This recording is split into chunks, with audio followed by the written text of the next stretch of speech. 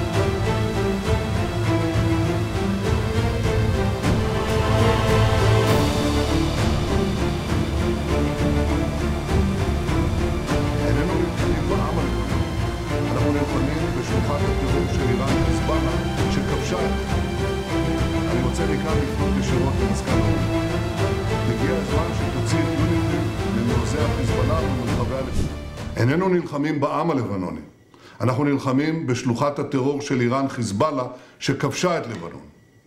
אני רוצה מכאן לפנות ישירות למזכ"ל האו"ם. הגיע הזמן שתוציא את יוניפיל ממעוזי החיזבאללה וממרחבי הלחימה. צה"ל ביקש זאת שוב ושוב, והוא נתקל בסירוב שוב ושוב, שכל כולו מכוון לתת חומת מגן אנושית למחבלי חיזבאללה. הסירוב שלך לפנות את חיילי יוניפיל הופך אותם לבני ערובה של חיזבאללה. זה מסכן גם אותם וגם את חיי חיילינו.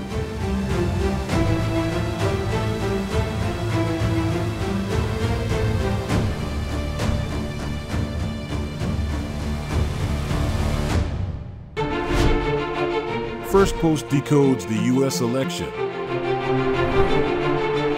explains how America chooses its president. Your primer on the race to the White House. Everything you need to know about how America votes and its global implications. U.S. Election Explained, every Monday and Thursday only on First Post.